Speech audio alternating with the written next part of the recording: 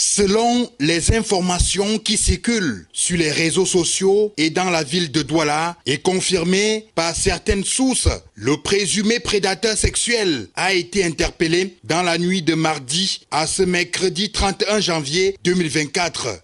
Le sujet est au centre des conversations entre citoyens. J'ai été ému que ce matin, j'apprends qu'il a été arrêté.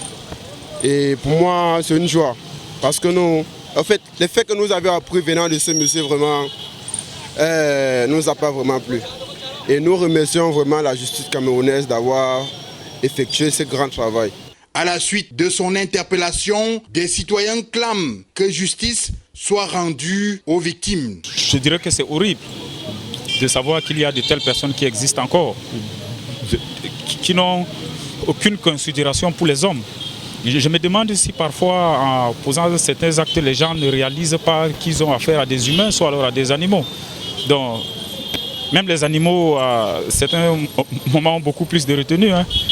Donc, ça a été un ouf de soulagement de savoir qu'il a été capturé et que la justice fasse véritablement son travail.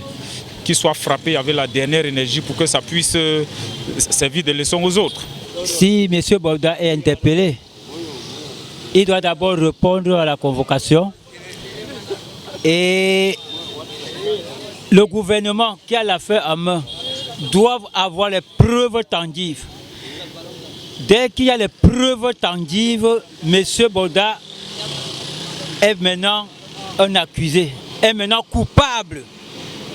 Et le gouvernement face aux concernés, avec la justice, saura comment trancher l'affaire. Puisqu'il y a souvent des fausses accusations, souvent des personnes qui ont les rancunes, et ils peuvent instrumentaliser pour ternir l'image de quelqu'un. Encore c'est un monsieur homme d'affaires, peut-être qu'on veut le sucer de l'argent.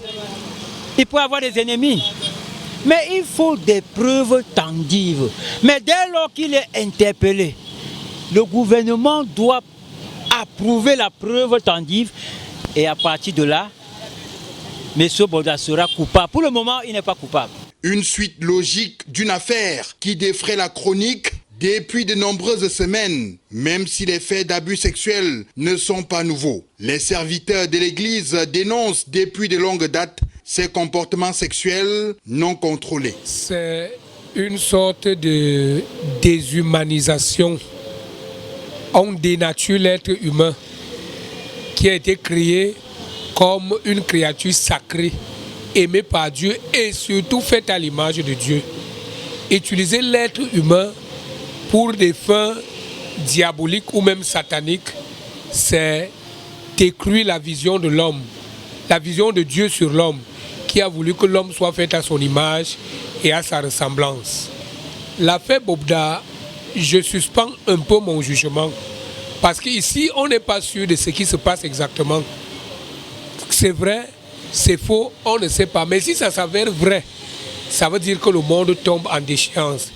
En attendant les communications des autorités compétentes et même des avocats des plaignants et de l'accusé, les populations de la capitale économique souhaitent que les responsabilités soient partagées.